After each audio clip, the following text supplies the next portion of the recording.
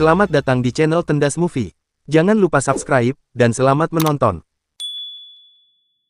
Cerita dimulai dengan seorang wanita yang bernama Yong Mi-jong. Mi-jong seorang yang introvert, pendiam dan sulit untuk mengungkapkan perasaannya. Ketika itu dia sedang makan bersama dengan teman-teman kantornya sepulang kerja. Terlihat Mi-jong hanya diam ketika semua temannya asik mengobrol. Sampai salah satu temannya pun bertanya alasan kenapa Mi-jong tidak mengikuti klub yang ada di kantor. Karena itu merupakan suatu kewajiban dan semua orang kantor harus mengikuti salah satu klub. Mi-jong pun hanya bisa menjawab kalau dia tidak bisa mengikuti klub karena rumahnya terletak sangat jauh dari kantor, sehingga dia harus pulang lebih awal. Selesai makan mereka memutuskan bermain bowling.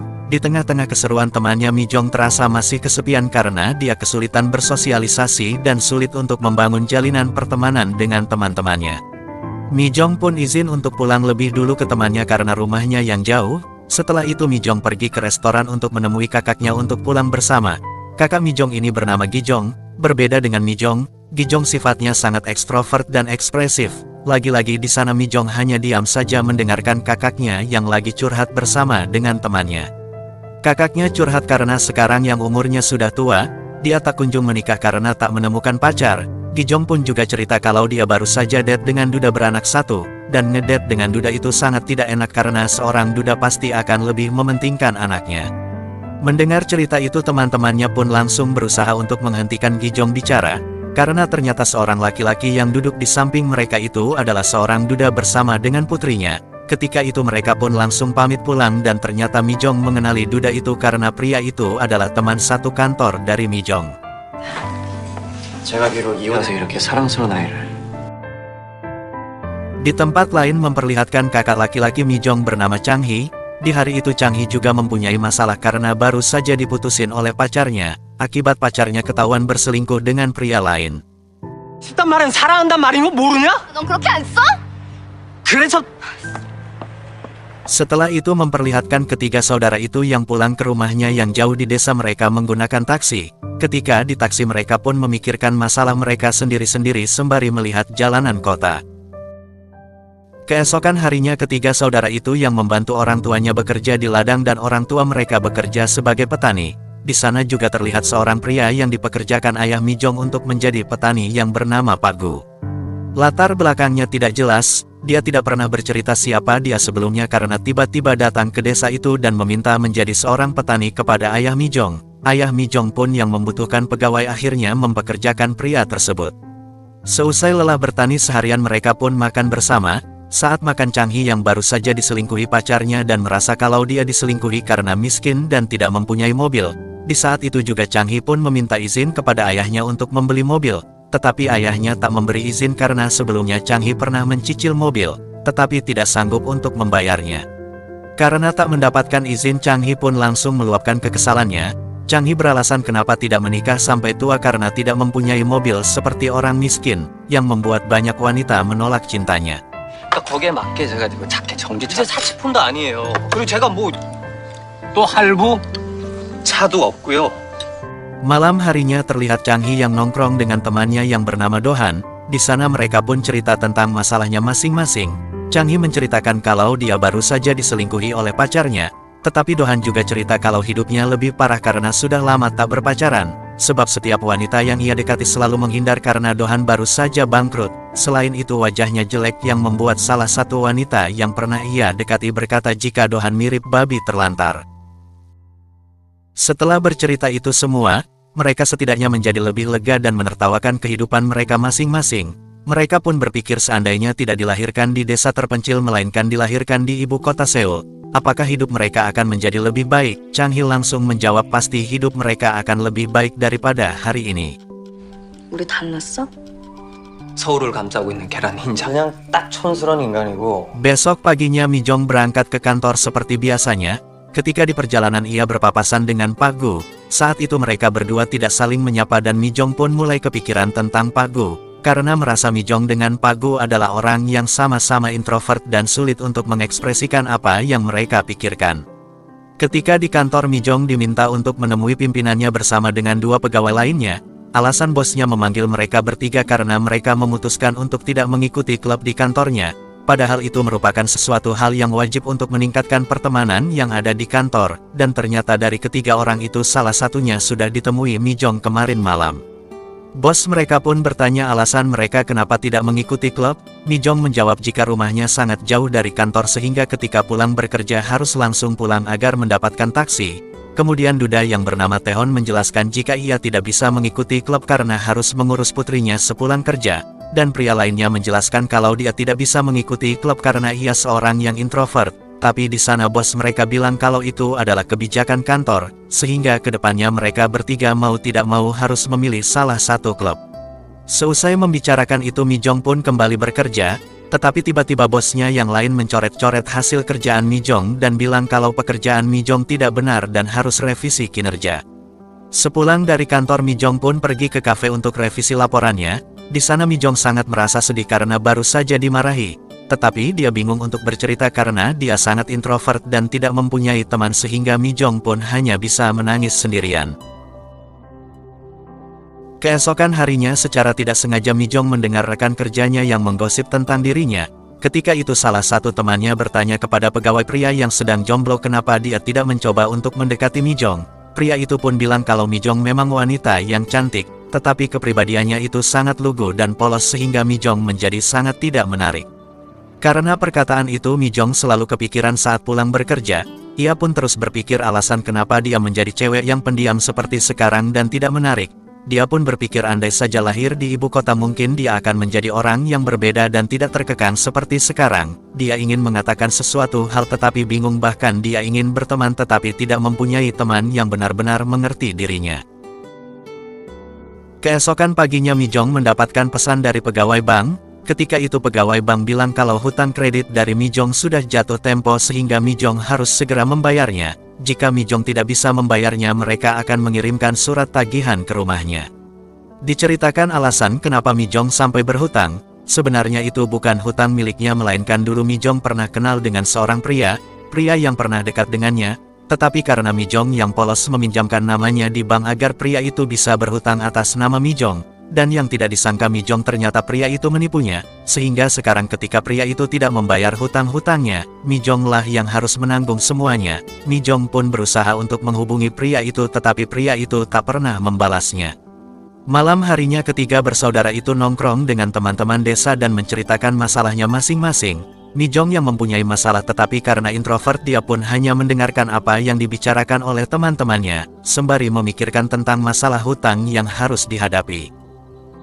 난 조선시대가 맞았어. 짝 마음에 안 들면 그냥 딴 애랑 놀면 돼.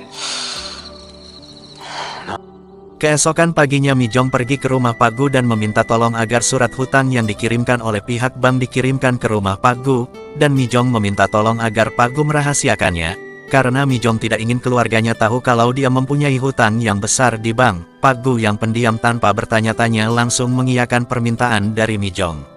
Esok harinya sepulang kerja Pak Gu memberikan surat tagihan itu kepada Mi Jong, lalu malam harinya ibu Mi Jong menyuruh putrinya untuk mengantarkan makanan ke rumah Pak Gu. Sesampainya di sana Mi Jong yang merasa telah menyusahkan Pak Gu lalu berusaha menjelaskan alasan kenapa sampai surat tagihan hutang itu harus dititipkan di rumah Pak Gu. Lagi-lagi di sana Pak Gu hanya diam saja. Mi Jong pun merasa kalau mereka berdua memiliki sifat yang sama dan entah mengapa ketika sedang berada dengan Pak Gu, Mi Jong merasa tenang. Ia merasa Pak Gu bisa memahaminya, dua orang introvert di tengah-tengah dunia yang sangat ramai.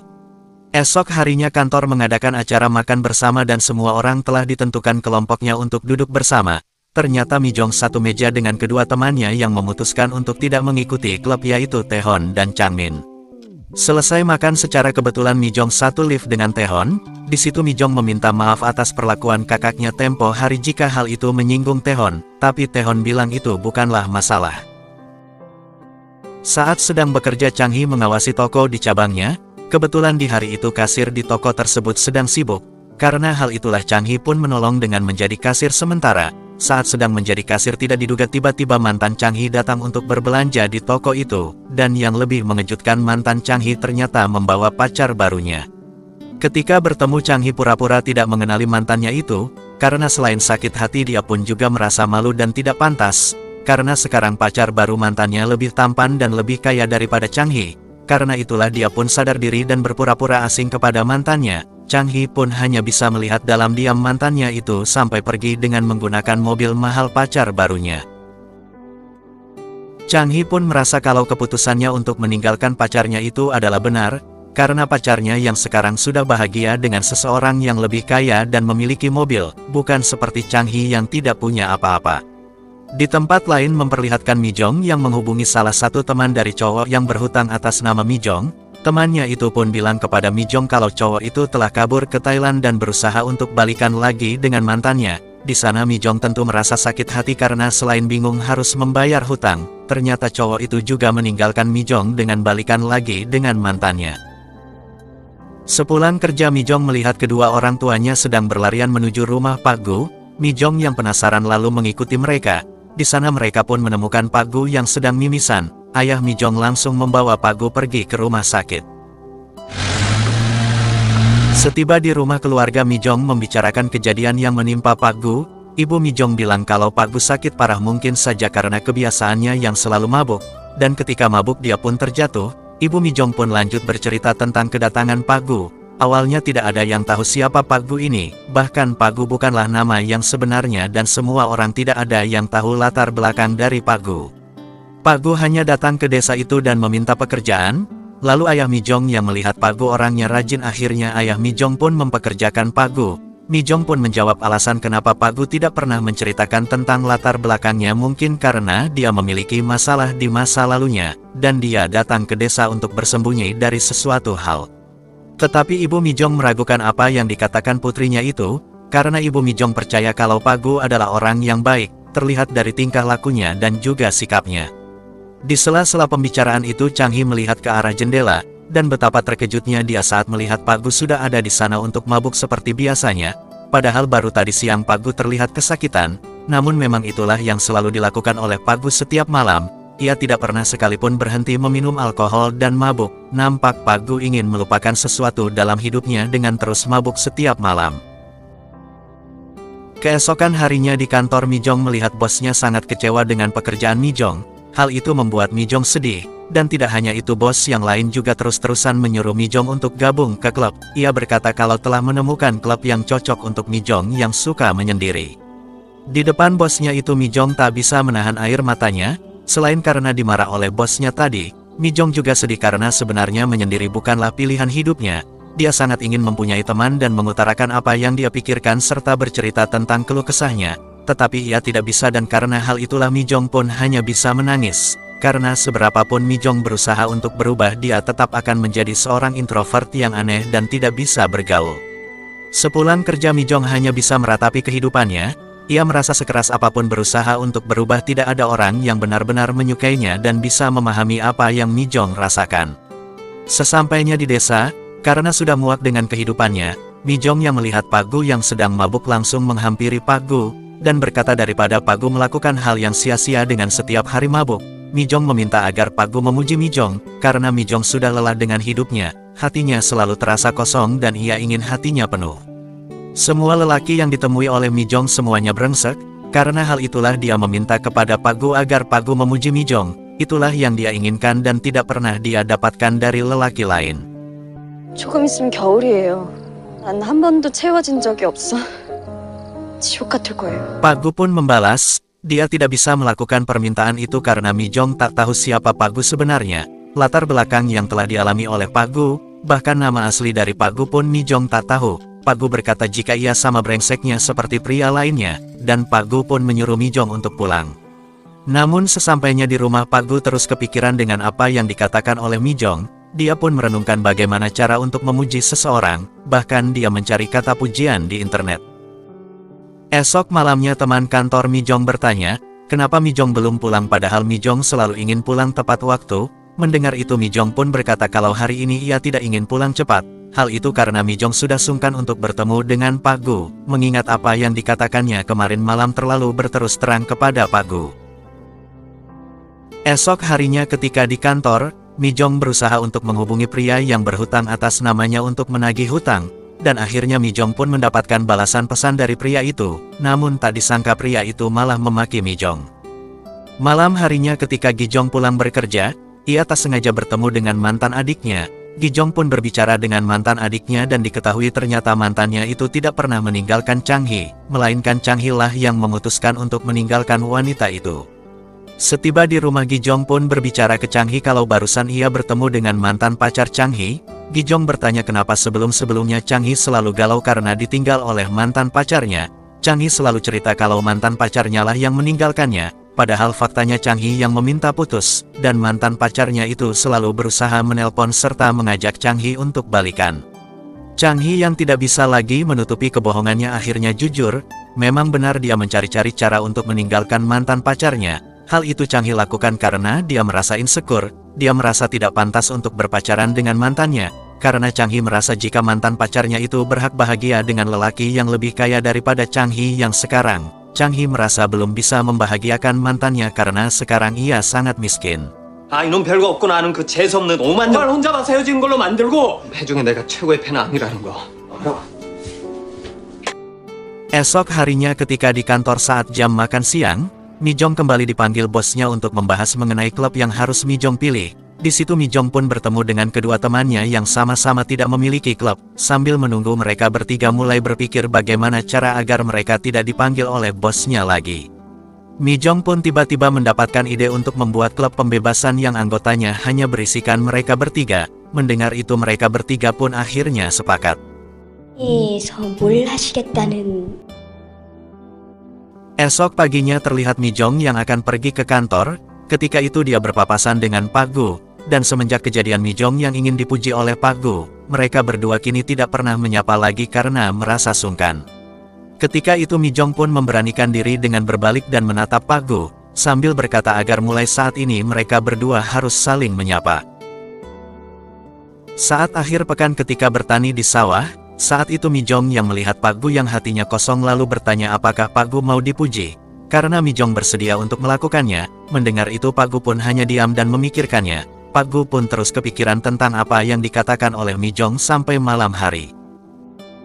Kemudian memperlihatkan Pak Gu yang diajak makan di rumah Mi-jong. Ketika itu ibu Mi-jong berkata kalau suaminya menyukai kinerja dari Pak Gu. Menurutnya Pak Gu sangat lihai dalam bekerja. Selain itu ibu Mi-jong juga berkata bahwa ini adalah pertama kali suaminya memuji orang lain. Padahal sebelumnya ayah Mi-jong hanya memuji Mi-jong saja dalam hal pekerjaan. Ibu Mi-jong kemudian bercerita bahwa saat masih kecil Mi-jong selalu membantu pekerjaan ayahnya, baik di ladang maupun di gudang, dan tak lama kemudian Gijong dan Chang Hee datang memasuki rumah sambil bertengkar. Di dalam rumah Gijong mengambil sandal dan melemparkannya ke arah Chang Hee, namun sayangnya sandal itu mengenai kepala Mi-jong karena Chang Hee menghindar. Mi-jong yang terlihat terdiam langsung mengambil sandal itu dan melemparkannya keluar. Di malam harinya Chang Hee menemui Pak Gu untuk mengajaknya berbicara.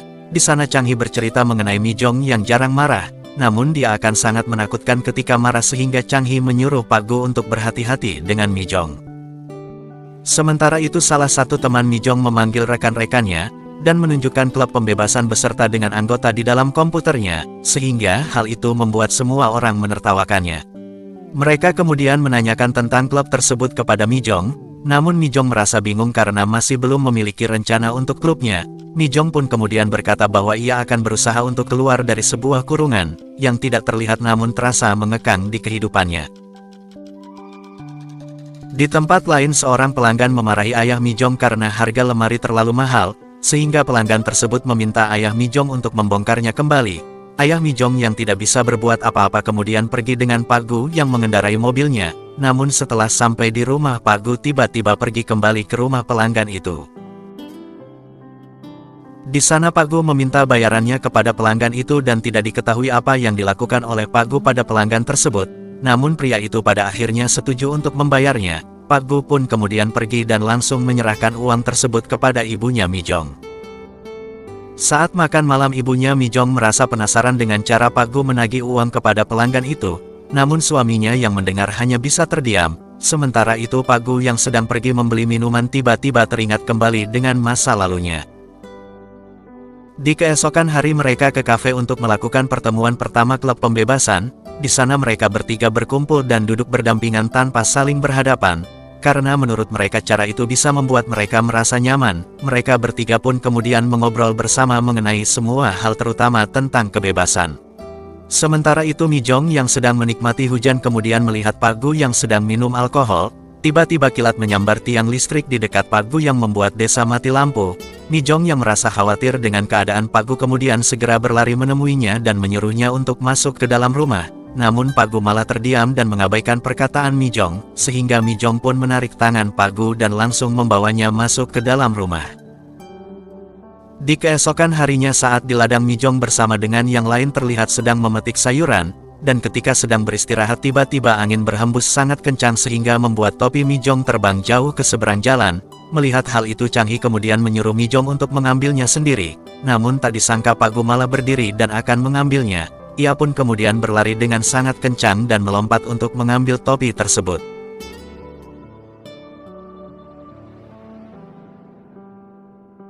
Setelah mengambil topi itu Pak Gu kemudian melompat untuk kembali, dan dari perilaku yang Pak Gu lakukan sepertinya ia sudah mulai membuka hati untuk memuji Mi Jong. Setelah mengambil topi milik Mi Jong Pak Gu kemudian memberikannya kepada Chang Hee dan lalu pergi melanjutkan pekerjaannya. Chang Hee yang merasa terpukau dengan aksi Pak Gu kemudian menyusulnya. Chang Hee berkata bahwa lompatan seperti itu hanya bisa dilakukan oleh seorang atlet. Chang Hee yang masih penasaran dengan sosok Pak Gu kemudian bertanya siapa nama aslinya Pak Gu.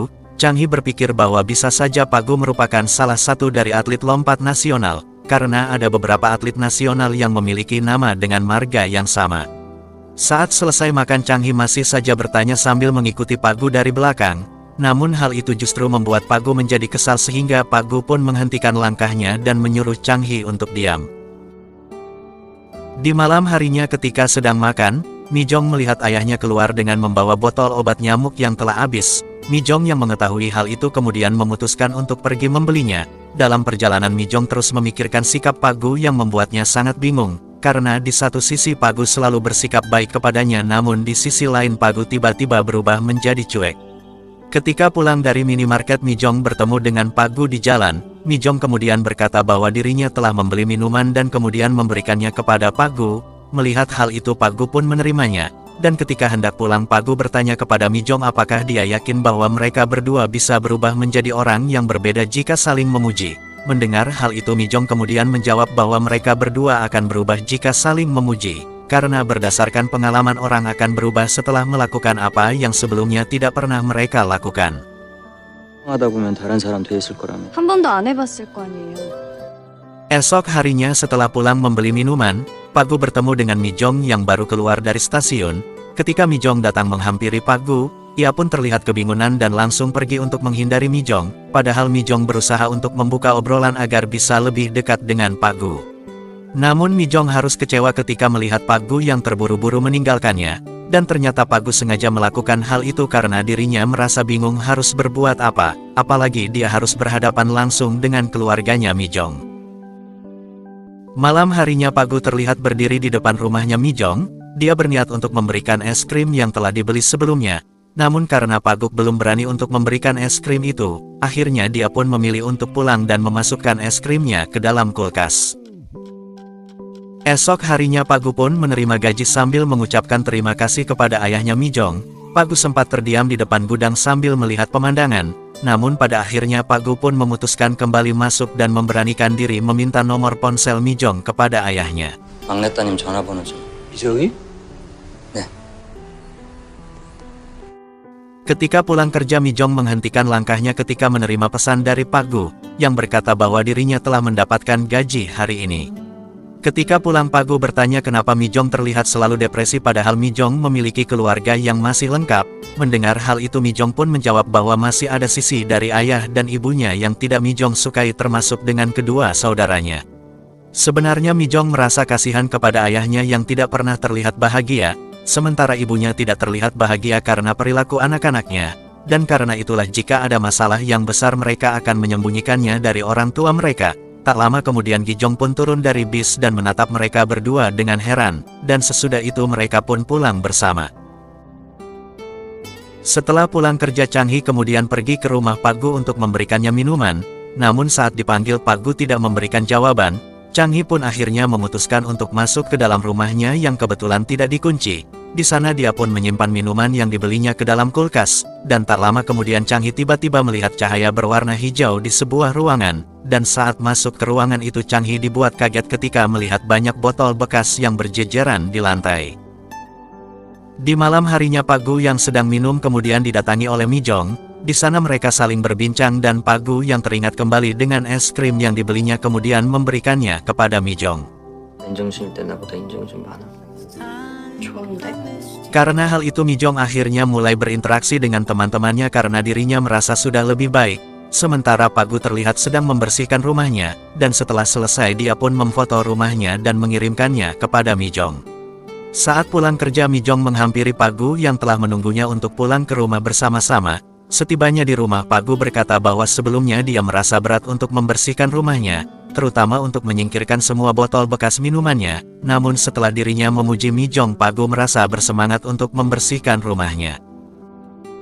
Di keesokan harinya Chang Hee yang masih penasaran dengan aksi melompat Pak Gu, kemudian memutuskan untuk mencobanya, namun ini yang terjadi.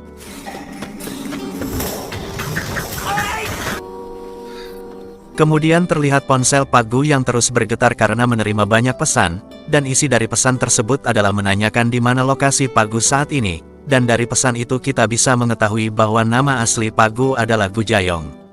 Ketika semua orang terlihat sedang bekerja di ladang, Gu Jayong dan Mi Jong terlihat sedang membersihkan rumput, sementara Gi Jong sedang menjemur pakaiannya sambil melihat Jayong yang memberikan minuman kepada Mi Jong. Setelah selesai menjemur, Gi Jong kemudian bersantai sambil memakai payung. Ibunya yang melihat hal itu langsung memarahinya. Dengan kesal Gi Jong pun berkata bahwa Mi Jong dan Gu Jayong lah yang tidak bekerja melainkan mereka sedang berkencan. Singkat cerita, Mi Jong mengirim pesan kepada Gu Jayong, dan memberitahu jika hari ini dia akan pulang terlambat karena ada perkumpulan klub. Mi Jong juga memberitahu bahwa di klub tersebut hanya berisikan 3 anggota yang memiliki tujuan yang sama, yaitu ingin merasakan kebebasan. Saat perkumpulan dimulai, Sang Min menjadi orang pertama yang mengungkapkan isi hati dari buku catatannya. Di sisi lain, Mi Jong dihubungi oleh Gi Jong yang memberitahu bahwa dia sudah berada di depan kafe tempat Mi Jong berada.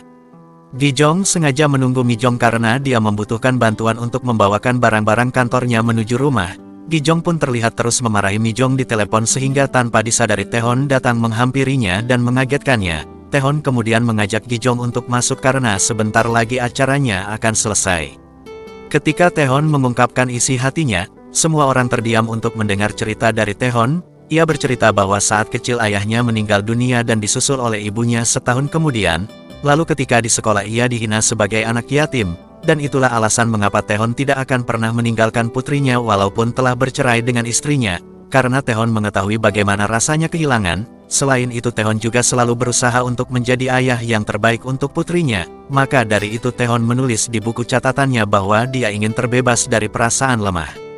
Saat perjalanan pulang, Gi Jong memutuskan untuk meminta nomor ponsel Taehon kepada Mi Jong, karena dia ingin menghajar teman-teman Taehon yang telah menyakitinya. Gi Jong yang telah mendapatkan nomor Taehon kemudian langsung menghubunginya. Gi Jong berkata jika dia akan menghajar teman-teman Taehon. Mengetahui hal itu Taehon pun menjawab bahwa saat ini dia telah berteman akrab dengan mereka, sehingga hal itu membuat Gi Jong merasa terkejut. Di tempat lain, Mi Jong terus berusaha menghubungi pria yang bernama Chahyuk, yang meminjam uang di bank dengan namanya untuk bertanggung jawab. Namun saat terhubung, Chahyuk malah memarahinya sehingga Mi Jong pun hanya bisa menangis. Chahyuk juga berkata bahwa dirinya tidak bisa membayar hutang. 장기팔로 왔다. 돈도 아닌데 왜 신용불량자가 되냐? 신용불량자가 돼야 돼요?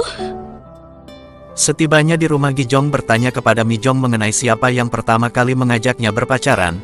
Mendengar hal itu, Mi Jong pun menjawab bahwa mereka tidak berpacaran, hanya saja Mi Jong menyuruh Gu Jayong untuk memujinya. Di tempat lain, Gu Jayong terlihat sedang menjawab telepon dari seseorang untuk pertama kalinya. Si penelpon langsung memarahi Gu Jayong karena tidak pernah menjawab teleponnya. Setelah itu si penelepon berkata Samsik pergi ke pemakaman dan bertemu dengan pimpinan Shin, yang menanyakan di mana Gu Jayong berada. Si penelepon kemudian mengatakan bahwa sepertinya pemimpin Shin kini telah membenci Direktur Baik, dan jika mereka bertindak sekarang maka Direktur Baik akan hancur. Setelah itu Gu Jayong pun menanyakan kabar Saibi kepada si penelepon, namun si penelepon berkata bahwa dirinya tidak tahu karena sudah lama tidak bertemu dengannya. Dari percakapan tersebut kita mungkin dibuat bingung dan bertanya-tanya, karena orang-orang dan kejadian di percakapan itu tidak pernah diceritakan sebelumnya, tapi lambat laun semuanya akan terbongkar. Esok harinya Mi-jong membayar hutang temannya dengan mencairkan uang deposito rumah masa depannya. Mi-jong melakukan hal itu karena dia tidak ingin keluarganya mengetahui tentang masalahnya. Setelah urusannya selesai, Mi-jong pun keluar dari bank dan melihat Bu Jayong di hadapannya dan kemudian mereka pun pergi bersama. Bu Jayong kemudian bertanya apakah Mi-jong melunasi semua hutangnya. Mendengar hal itu Mi-jong pun berkata bahwa dia sudah melunasi semuanya dan temannya itu akan membayarkannya nanti. Bu Jayong pun menjadi sangat kesal sehingga menanyakan nama dan meminta nomor ponsel teman Mi-jong itu. Namun Mi-jong menolaknya dan membuat Bu Jayong berpikir jika Mi-jong masih menyukainya. Setelah sampai, Bu Jayong menyuruh Mi-jong untuk menunggu, sementara dirinya akan membuat mie. Di sana Mi-jong mencurahkan kekesalannya karena Bu Jayong tidak mendukung keputusannya. Mi-jong berkata bahwa seharusnya Bu Jayong memujinya agar Mi-jong bisa mengumpulkan keberanian untuk mengatakan semua hal yang ingin dia ucapkan kepada temannya itu. Setelah itu Bu Jayong meletakkan mie-nya di meja dan menyuruh Mi-jong untuk memakannya. Mi-jong kemudian duduk di sebelah Bu Jayong dan menyuruhnya untuk mengambilkan air. Dan setelah mengambilkan air untuk Mi-jong, Bu Jayong berkata bahwa Mi-jong akan terkejut jika mengetahui siapa Bu Jayong sebenarnya. Bu Jayong pun mengaku bahwa dirinya sangat mengerikan. Selain itu Bu Jayong pun berkata bahwa dia tidak takut meskipun ada orang yang mencoba untuk membunuhnya.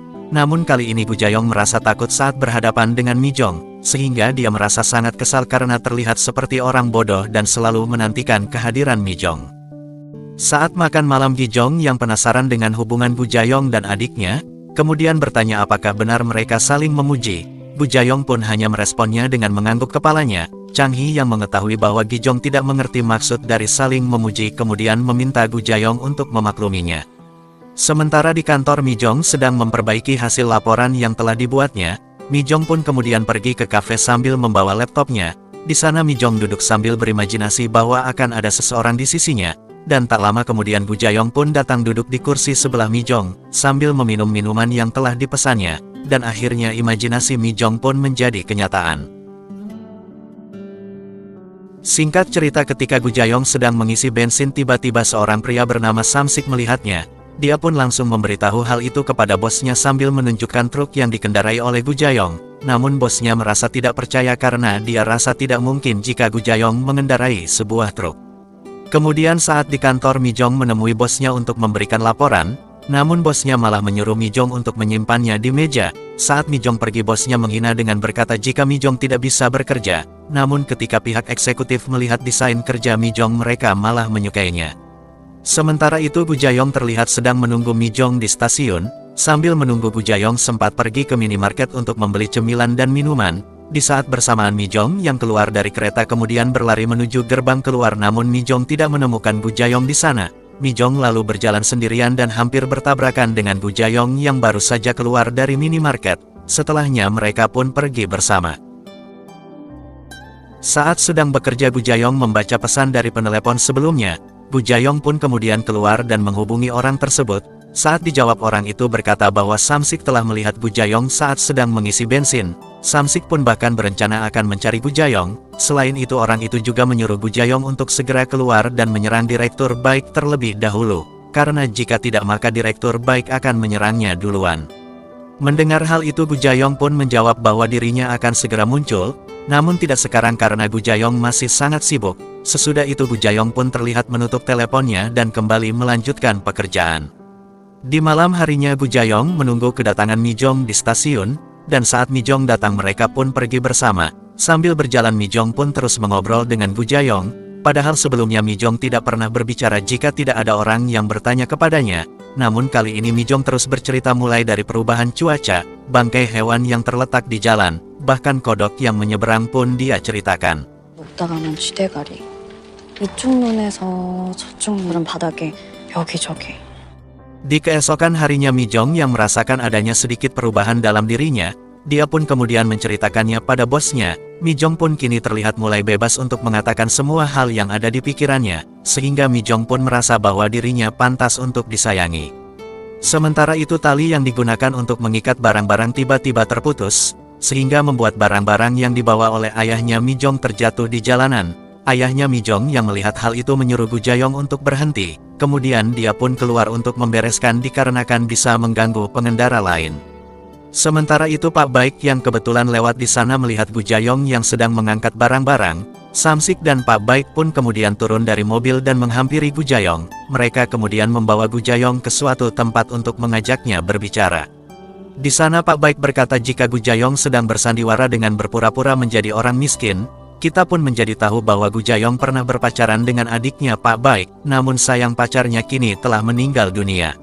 Setelah itu Gu Jayong kembali ke rumah dengan berjalan kaki, ayahnya Mi Jong yang khawatir dengan Gu Jayong terus memperhatikan rumah pegawainya, namun ayah Mi Jong menjadi lega setelah melihat Gu Jayong yang sudah tiba di rumahnya. Sesampainya di rumah Mi Jong menyiapkan cemilan untuk Gu Jayong lalu menyuruhnya untuk beristirahat karena Gu Jayong terlihat sangat kelelahan, dan saat pulang ke rumah ibunya bertanya mengapa Mi Jong selalu pergi ke rumah Gu Jayong sepulang kerja, dan dengan polos Mi Jong berkata bahwa mereka kini sedang berpacaran. Ibunya Mi Jong yang mendengar hal itu menjadi terkejut, begitu pula dengan Gi Jong. Esok paginya seperti biasa Gu Jayong membantu ayahnya Mi Jong bekerja. Ayahnya Mi Jong yang berpikir jika Gu Jayong dibawa oleh penagih hutang kemudian berkata, bahwa dahulu ia juga pernah melakukan kesalahan, karena dulu dia bersedia menjadi jaminan seseorang saat meminjam uang dari bank. Namun di satu sisi ayahnya Mi Jong masih bersyukur karena ia bisa melunasi semua hutang tersebut berkat usaha yang dijalaninya. Ayahnya Mi Jong kemudian menasehati Gu Jayong untuk bekerja dengan sungguh-sungguh, agar hidupnya menjadi lebih baik. Mendengar hal itu Gu Jayong pun hanya terdiam dan kemudian ia pun meminta izin untuk membeli tali baru. Sementara itu Mi Jong yang sedang berada di rumahnya Gu Jayong kemudian bertanya mengapa Gu Jayong hari ini tidak minum, namun belum sempat Gu Jayong menjawab tiba-tiba ponselnya berdering. Mi Jong yang melihat hal itu kemudian menyuruh Gu Jayong untuk mengangkatnya, namun Gu Jayong menolak sambil bertanya mengapa Mi Jong bilang kepada ibunya bahwa mereka berpacaran. Seharusnya hal itu bisa disembunyikan sampai akhir kesepakatan mereka, karena bisa saja Gu Jayong akan pergi tanpa sepengetahuan Mi Jong. Mendengar hal itu Mi Jong pun berkata bahwa hubungan yang berakhir adalah hal yang wajar, sehingga hal itu tidak perlu untuk dikhawatirkan dan disembunyikan. Sebelum pulang Mi Jong meminta Gu Jayong untuk mengatakan apa saja yang ingin dikatakan. Gu Jayong pun kemudian berkata bahwa dirinya pernah menyuruh orang lain yang ingin bunuh diri untuk segera menemui psikiater, namun sayangnya orang itu malah memilih melompat dan kemudian mati. Saat Mi Jong bertanya siapakah orangnya, Gu Jayong kemudian menjawab bahwa dia adalah pacarnya di masa lalu. Gu Jayong juga berkata bahwa Mi Jong boleh menghentikannya untuk memuji jika Mi Jong memintanya untuk berhenti. Mendengar hal itu Mi Jong pun berkata sejak kapan Gu Jayong pernah memujinya. Kemudian cerita pun mundur ke masa lalu yang memperlihatkan Gu Jayong terbangun setelah mendengar suara teriakan dari Mi Jong. Gu Jayong pun kemudian tersadar bahwa dirinya sedang berada di stasiun Dangmi dan langsung keluar dari kereta. Dan ternyata Mi Jong telah berhasil menyelamatkan Gu Jayong, karena jika Gu Jayong terus mengikuti perintah Samsik untuk menemuinya di stasiun Oido, maka dia akan dipukul oleh para preman suruhannya. Setelah membeli minuman Gu Jayong terlihat berjalan memasuki telepon umum. Di sana dia bertelepon dengan seseorang yang mengeluhkan bahwa pimpinan Shin menunggu mereka berdua untuk menyingkirkan Pak Baik. Mendengar hal itu Gu Jayong pun berkata bahwa dirinya kini sudah lelah dan kemudian dia pun menutup teleponnya dan lalu pergi. Di keesokan harinya Gu Jayong yang sedang bekerja di gudang kemudian melihat Samsik yang sedang mengintainya. Menyadari hal itu Samsik pun bersembunyi karena telah ketahuan oleh Gu Jayong. Di tempat lain Mi Jong yang sedang makan bersama dengan temannya kemudian bercerita bahwa Gu Jayong adalah orang yang baik dan dia adalah orang yang apa adanya.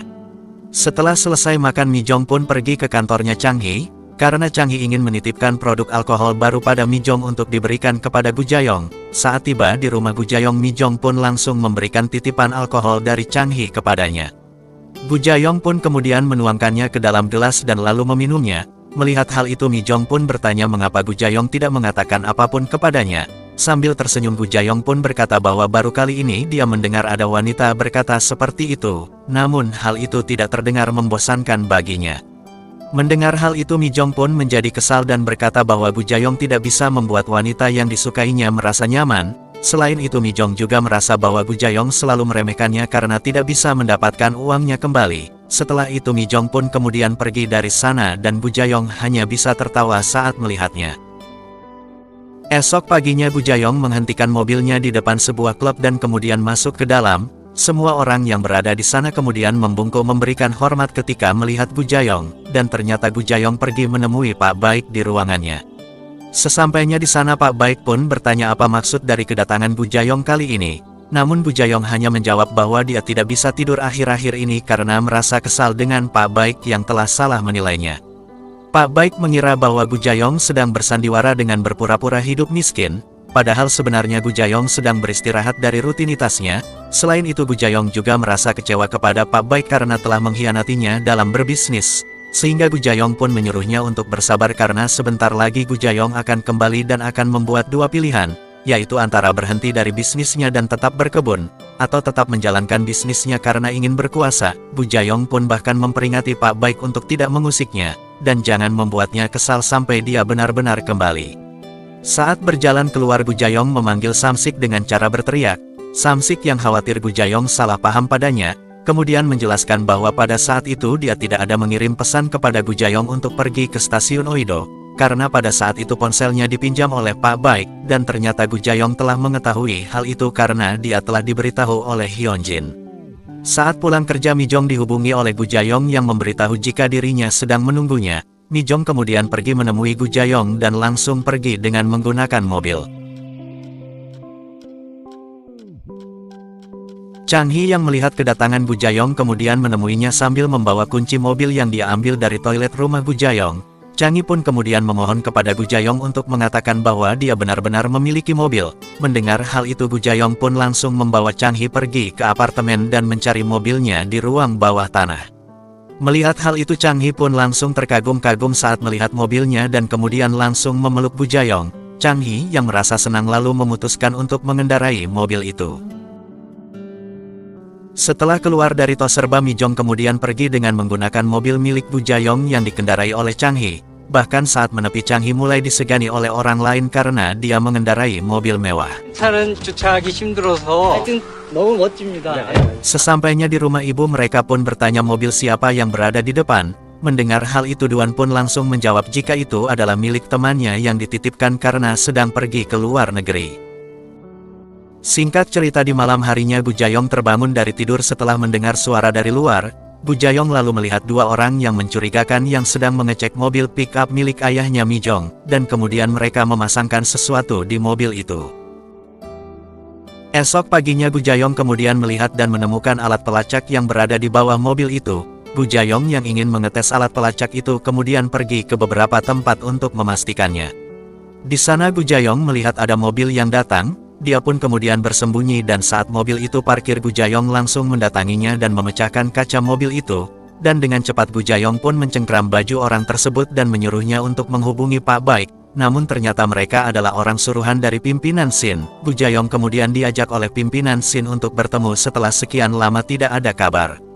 Pimpinan Shin pada awalnya berpikir bahwa Gu Jayong telah dibunuh oleh Pak Baik. Namun dia menjadi lega setelah mengetahui bahwa Gu Jayong masih hidup.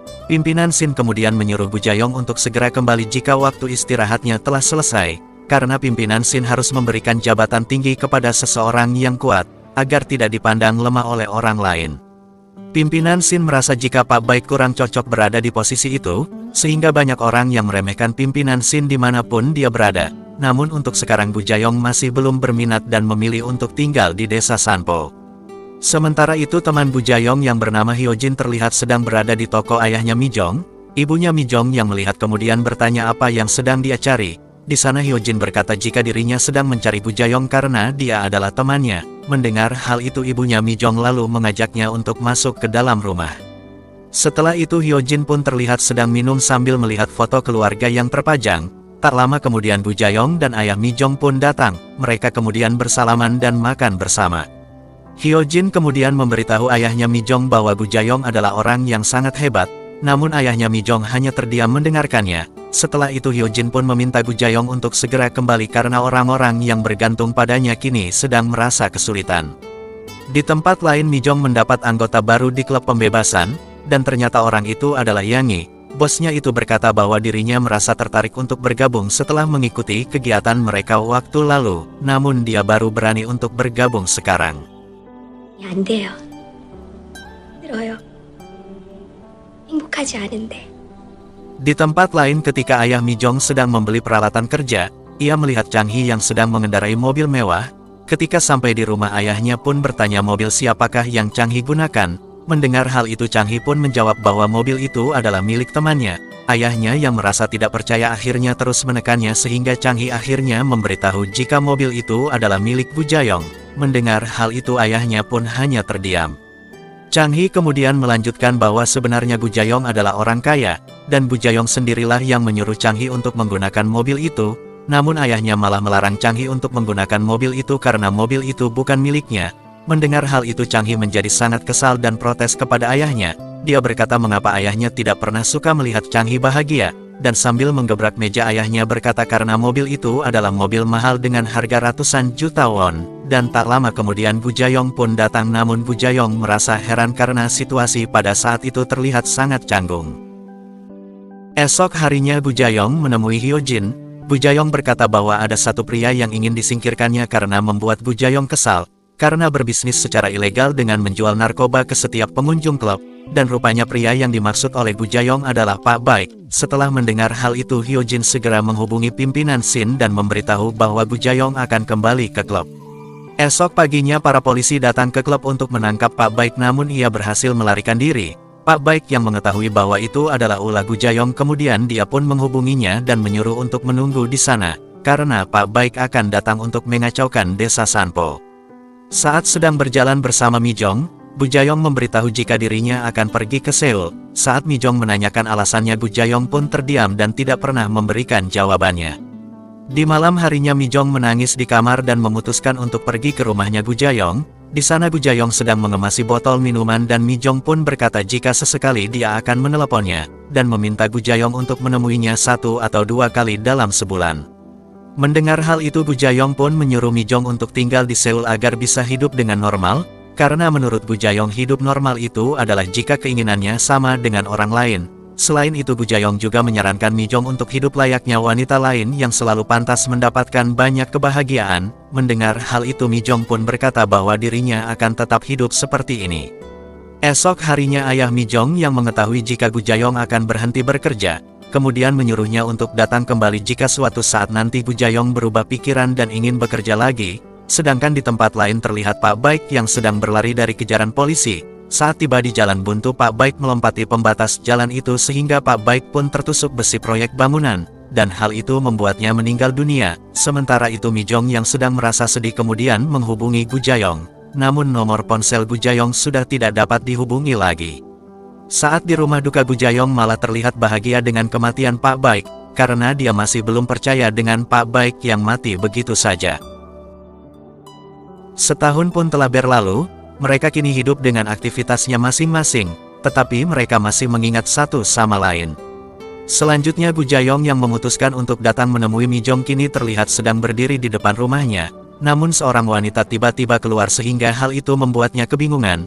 Ternyata wanita itu adalah istri barunya ayah Mi Jong karena ibu Mi Jong telah meninggal dunia. Ayah Mi Jong kemudian menjelaskan bahwa pada saat itu istrinya sedang masak nasi untuknya. Chang Hee yang melihat nasinya gosong kemudian memutuskan untuk membangunkan ibunya, namun ternyata ibunya telah meninggal.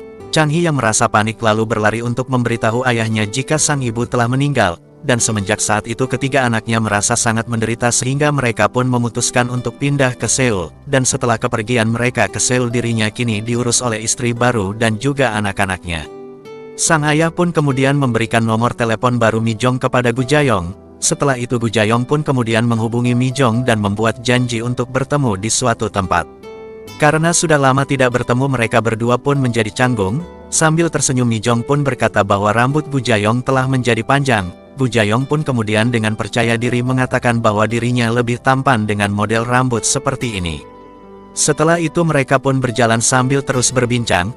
Mi Jong lalu bertanya dari mana Bu Jayong tahu nomor barunya.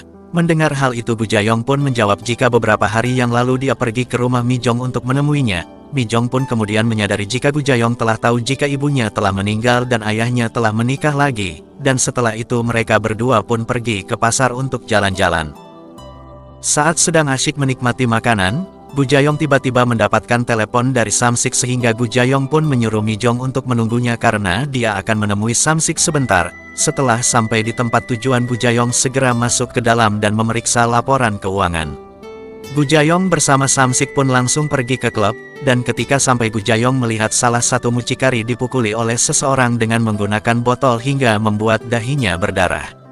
Wanita itu marah karena dirinya telah dipecat dari pekerjaannya setelah Gu Jayong datang untuk menagih hutangnya. Melihat hal itu Gu Jayong pun menjadi sangat marah dan langsung memojokkan wanita itu ke dinding. Gu Jayong kemudian berkata bahwa dia akan berbuat kasar kepada orang yang tidak bertanggung jawab dengan hutangnya.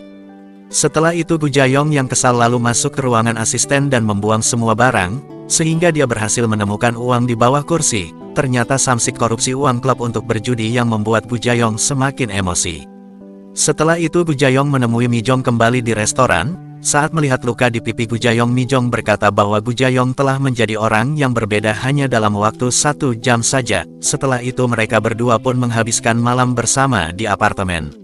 Esok harinya Chang Hee menghubungi ayahnya dan memberitahu jika dia akan berkunjung minggu depan, dan singkat cerita Mi Jong, Gi Jong dan Chang Hee pun pulang ke desa Sanpo. Di sana Duan menyambut kedatangan mereka dengan senang hati karena hari ini adalah ulang tahun ayah mereka. Saat makan bersama ayah mereka berkata jika mereka tidak bisa hidup saat di Seoul, maka mereka boleh kembali dan tinggal bersama lagi di desa. 아빠보다 나 혼자 살아. Singkat cerita Chahyuk pun bertemu dengan Mi Jong. Chahyuk berkata jika bulan depan dia akan mulai menyicil untuk membayar hutangnya. Mendengar hal itu Mi Jong pun terlihat sangat senang, sedangkan di rumah Gi Jong dibawakan bunga oleh Taehon dan ternyata mereka kini berpacaran. Singkat cerita memperlihatkan Mi Jong dan Gu Jayong yang kini hidupnya telah bahagia setelah mengenal cinta. Kini mereka merasa menjadi lebih baik dari sebelumnya, karena di dalam hati mereka telah terisi cinta dari orang yang paling mereka sayangi. Tamat.